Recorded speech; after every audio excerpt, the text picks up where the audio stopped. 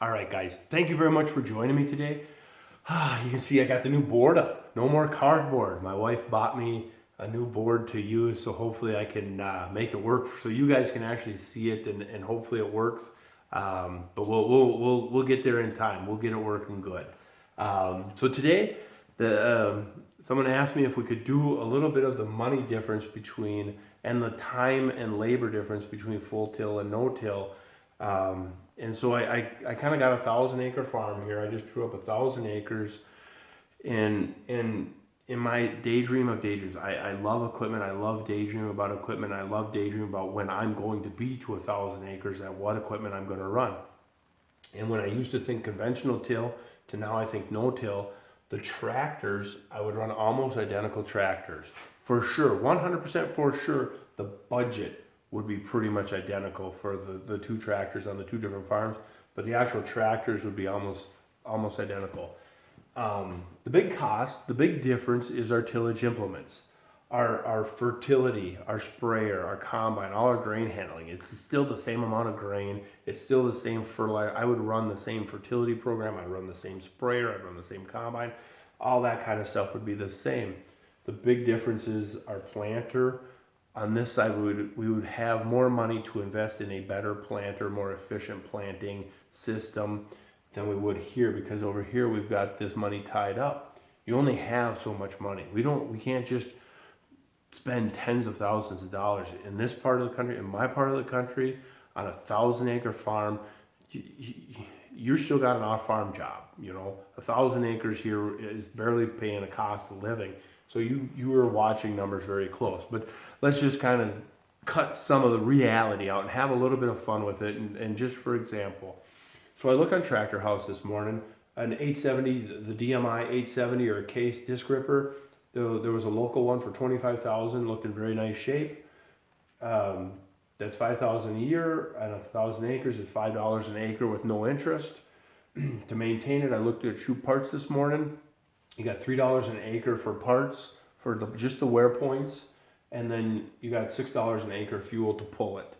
We got a 2,200 giant field cultivator. We're going to do 2 passes a year, so we got a $5,000 a year payment. We got a $4 an acre cost of running it because it's 2 passes, and we got a $6 an acre fuel in it. So them 2 implements, to own them and pull them, or just to fuel them, is almost $30 an acre, right around $30 an acre. I think that's pretty darn fair for our area. I think that's fair. As far as on the no-till side, like I said, our primary tractor is the same between no-till and conventional till. On the no-till side, we're going to invest better. I would invest in a better planter because I've got this big tractor just sitting here in the spring. We don't have fall tillage to worry about. We don't have spring tillage to worry about. So we're going to take our big articulated 600 horsepower and we're going to pull a 24-row planter with him on that 1,000 acres. And we're going to be done planting extremely fast. Extremely fast. And then all that tractor does, he's just going to have them a couple hours in the spring to pull that planter, and he's going to have a few hours in the fall to run the grain cart. That's it. That tractor is going to last us forever. On the conventional till side, that exact same primary tractor, he's going to spend all fall and some spring working his butt off pulling that disc ripper, and then he's going to work all spring pulling his butt off running that field cultivator, getting fields ready. And then he's going to run in the fall to run the same grain cart. But in the fall, if we're doing fall tillage at the same time, we might have an issue there. So we might have to figure something else out. Fall tillage might have to wait. Or if we have a rain day and we're waiting for soybeans to dry, then we run and hurry up and do some fall tillage before we get back into soybeans or something like that. Or we just quit combining for a day and get that fall tillage, or we stop the grain cart because we got to get that fall tillage done. The other part about the fall tillage is if it's muddy.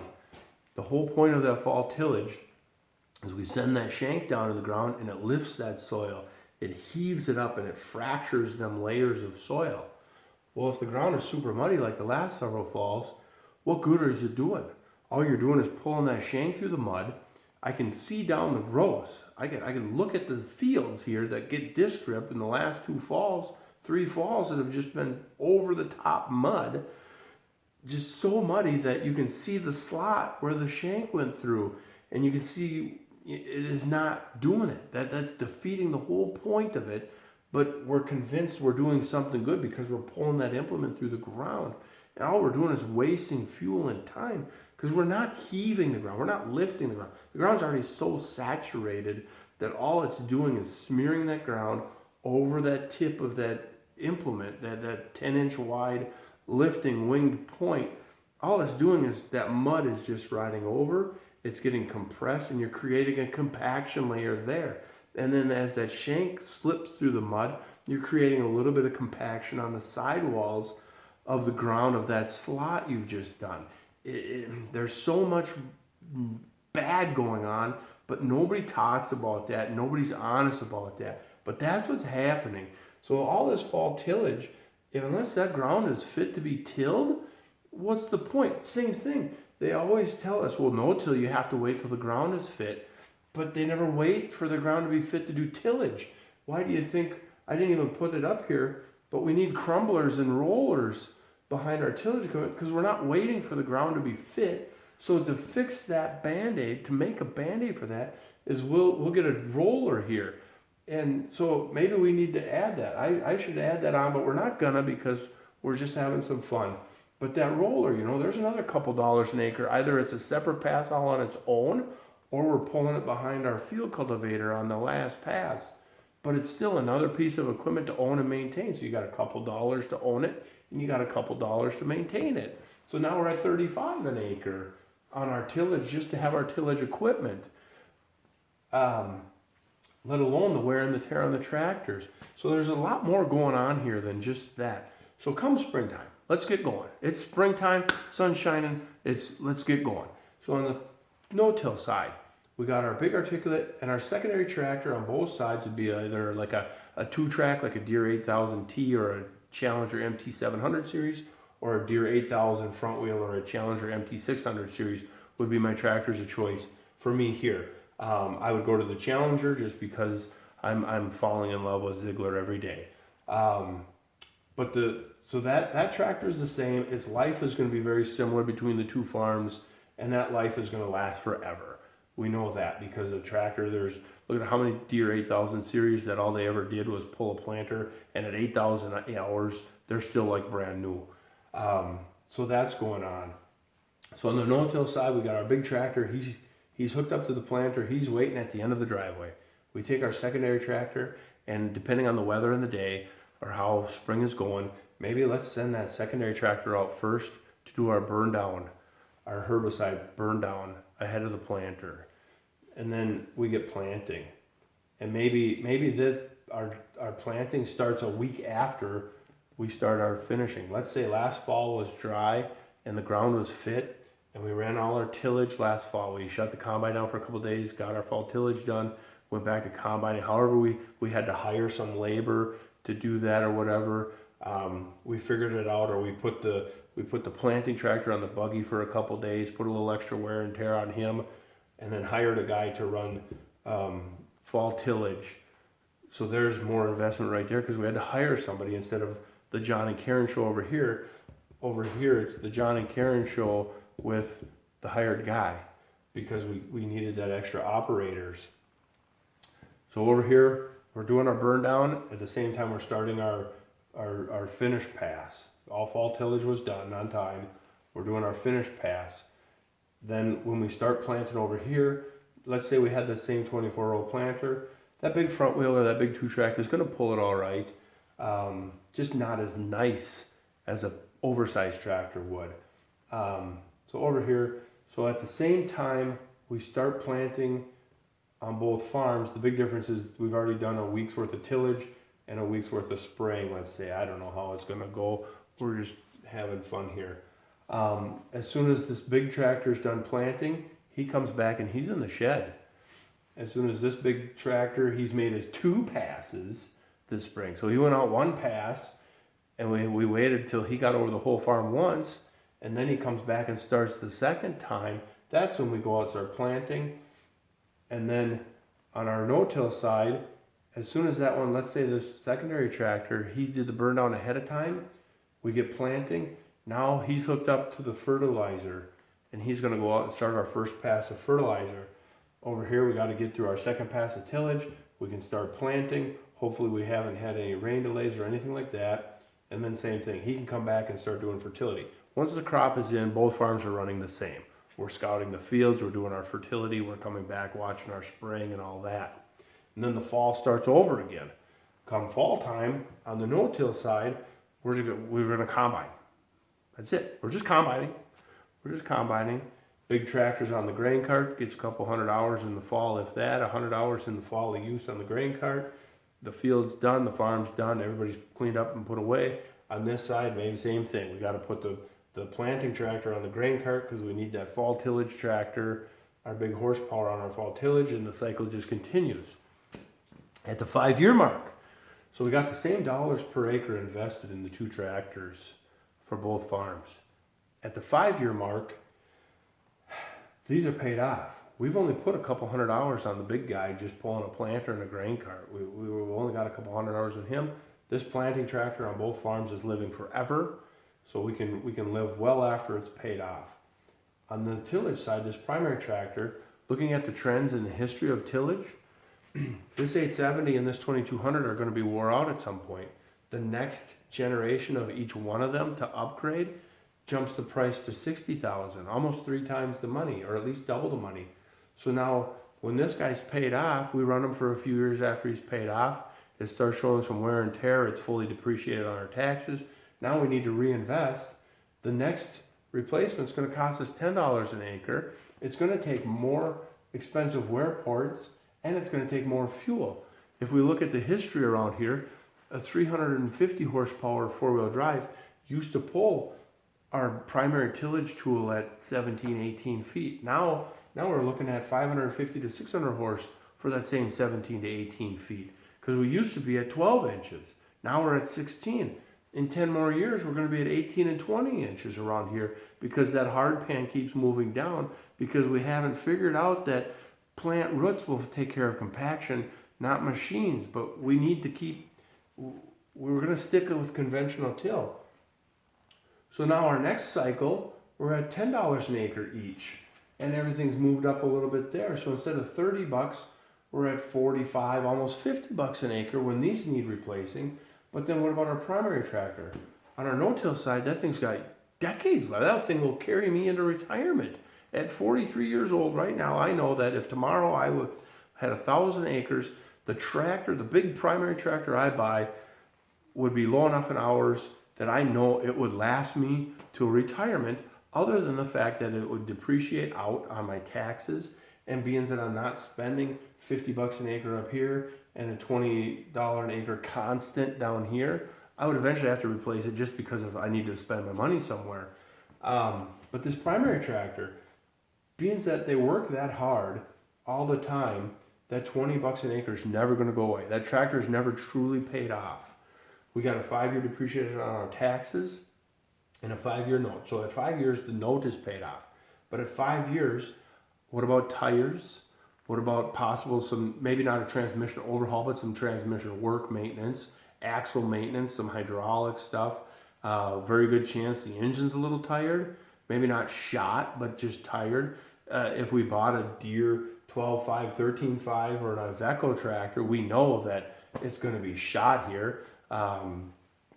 Maybe we bought a Challenger with the C18. We know that C18 is going to run for 1 million hours. But it maybe needs some refresher work, a little valve work, a little head work because it's been working hard. That $20 an acre never truly goes away. There might be some years where it is zero, but the next 5 years of being paid off, you will average an easy $10 an acre on that. But then we go to replace this guy at 5 years. The next horsepower tractor we're going to have to be that much bigger, that much more powerful. In 5 years, we've got the no-till cooking along. We've made our mistakes. We've learned our soils now really converted and cooking. We've got no-till figured out. We've got all our equipment paid off. Now at this point, we're just rolling over equipment because we can afford to, and it's just a maintenance thing. Or we don't have to. We can just keep sitting on our money, pay our tax penalty at the end of the year, and put all that money in the bank. Over here, any money we make, we need to reinvest into that tillage. I'm not making that up. That's the cycle of how it goes. I was in that cycle. My neighbors are in that cycle. I look around me. Everyone around me is in that cycle. There's just an older fellow in today. He's like, gosh, I've had this old tractor for 10 years now. We've overhauled the engine. We've overhauled the transmission for him. He's put new rubber on it. That $40,000 tractor costed him another $40,000 in the last several years. And now he needs to replace it. He just put 30 grand in the last 3 years. Now he needs to replace it. It's worth $15,000 to $20,000, and the tractor to replace it is going to be that $45,000 or $60,000 now this time. And then it just continues on, and he's getting up in years where he's thinking, in 5-10 years I want to retire. I don't know if I want to take over that much more debt. It never ends. It never ends. I don't know how much more to say. And then we come into a bunch of the no-till benefits. What about during the springtime on our no-till side? Everybody says no-till don't work because it's too cold and it's too wet. Once that ground hits 50 degrees, it doesn't matter if it's no-till or primary tilled. Once it's at 50 degrees, it's going to germinate seed. We're planting. Even if it is a little bit on the wet side, we're planting. We can't wait for perfect. Reality is, we're going to make do with what we got, just like here. That ground may not be fit for tillage, but we're going to till it because we're just going to make do with what we can. But then we spend all summer. So here we dry and warm the soil so we can plant into it. And then we spend all summer praying for rain. Oh, man. And that top 3 inches, go out into a tilled field in July and August and take a shovel with you and feel what that top 3 inches is like. It's hard, it's crusty, it's dry. There's not a bug to be found because it's extremely hot. On our no-till side, we've got a little bit of residue. We got some coverage there. The ground has held that much more moisture. At 3 inches, you go out in the middle of July and August when it's super hot, you pop up that top 3 inches, what do you see? I've shown you in my videos what you see. You see worms. You see bugs moving around. How do you think the nutrients get to the plants? I'm going to draw while I talk. There's more to this no-till and full-till than just the turning of the dirt and the cost of the equipment. And nobody really takes into account, how do you put a price on this stuff? We've got our corn stump here, and then all the roots. That thing, all these roots coming down. The roots don't just touch fertilizer. If we got our top 3 inches here, let's see, there's our brace roots. That's a bad picture, but here's our top 3 inches of dirt. If them top 3 inches are dead on soil life because that soil is way too hot and way too dry for soil life, there is no transfer of nutrients in them 3 inches. How do you put a price on that? All these roots that are going way down, they're fighting compaction. We can put a price on that. It's right here. It's called $30 an acre. By the time you pull that tractor and you pull that 870, them two together is over $30 an acre just to do primary tillage. If you think I'm making it up, look up some university rates for what they think primary tillage is and what secondary tillage passes cost you. And I bet they're there. I haven't looked them up, but I guarantee they're darn close. But we can't put a price on this because nobody. How do you do that? So in our primary tillage system, this 3 inches of dirt right here is all dry. It's hard. There's no worms there. There's no bugs there. That means there's no fertilizer being exchanged right here. It's these little tiny micro bugs, our micro soil life, that have that symbiotic relationship with our plant. They're the ones getting nutrients to our plant. It doesn't matter. You could lay the fertilizer right on the root. The plant still can't take it up. It needs that soil life, all these little bugs, to digest them nutrients and work in that relationship with our plant. That is where the huge stuff comes in with no-till. The mellow and texture of the soil. We don't have any runoff. How do you put a price on runoff? My farm, when I was a kid, we used to tube down the drainage ditch after a huge rain event. We don't do that anymore. After a 3-inch rain event, we go out and walk the field in our tennis shoes because there's no mud. The water is in the soil, not in the ditches. How much of a price is that? It on here, if that 3 inches is so dry and hot, go look at the cricks. Why do you think our cricks are dirty? Because of all the runoff. There's got to be a price on that water. Maybe because it hurts the yield some. Maybe the no-till, maybe you're in an area like I am where no-till isn't ideal. I'll be honest, no-till is not a perfect system here. If you want no-till to succeed here, you're going to work at it and you're going to manage it, but you can make it work. You just got to accept that. So we can say that no-till is going to have some really good and bad years around here. That's easy to say. And maybe your average, your APH average, maybe you're on 150 bushel an acre farm. Maybe on no-till, maybe your farm's only going to be 140 bushel or 130 bushel. But your expenses after 5 years, the first couple years are like, man, you're losing a ton of money. But after 5 years, when everybody else is looking to buy new tractors, start replacing all its implements, maintaining it, the time, you bet. There ain't no way 10 or 20 bushels is going to pay for all that crap. Not in a million years. Not in a million years. You aren't doing a full primary tillage system with these 2 items and that primary tillage tractor and the labor involved. You are not doing that for 60 bucks an acre when you're honest with your numbers. And so on our no-till side, our compaction is gone. What about ruts? Okay, so we make a few ruts on our no-till side. One, I guarantee, because I've done it 100 times in the last 3 years, no-till field versus the conventional till field on the same guy's farm, the no-till field ruts are tremendously less. Are they still there? Yes. What do we do about it? He can just take a disc or whatever he has out in the weeds from his old tillage setup and just dust them ruts over, or do nothing. Let Mother Nature in the fall fracture the bottom of them ruts with frost if you're in our area. And then in the spring, you dust them up quick and you plant through it and you're good to go. Even if they're not 100% perfect, you can manage. We waste so much time on this tillage side. We stir all that soil up. We ruin all that soil structure that as soon as it's a little bit muddy in the fall, boom, our equipment is sinking down, making massive ruts, causing compaction. So what do? We got a disc grip again to fight the compaction we just created because we broke the soil structure. I've seen it 10 times in the last several years. We do test plots. The seed dealer comes over in their pickup and is driving on my headland with their pickup when on other fields, you could barely walk out there. You're sinking up to your ankles in mud. And on our field, they're driving around in their pickup. And the excuses is, well, you have so much lighter soil. No, I have soil structure. There's a big difference. There's a lot of stuff going on this no-till side that it's hard to prove to a banker on a spreadsheet of what's really going on. I don't know how more to put that. Our fertility becomes more efficient or better, bang for the buck kind of deal. The combine, how do you put a price on the combine? When I last 2 falls, when I'm on tilled ground on the other side of town, or even just down the road, I'm on tilled soil, I have to be in 4-wheel drive. I'm going a mile an hour slower because I'm fighting the mud. The combine's bouncing in and off the layers of dirt.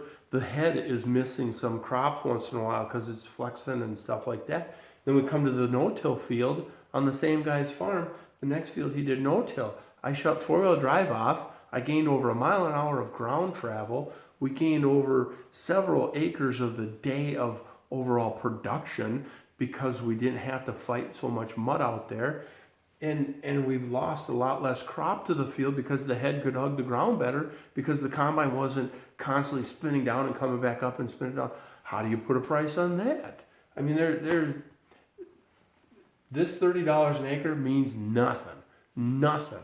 When you look at the long-term success of no-till and all the soil and everything that goes with it, to stick with a full primary tillage system, the more I talk, the more I'm getting wound up, the more this just seems silly, dare I say asinine, that we're even talking conventional tillage on $3 corn anymore.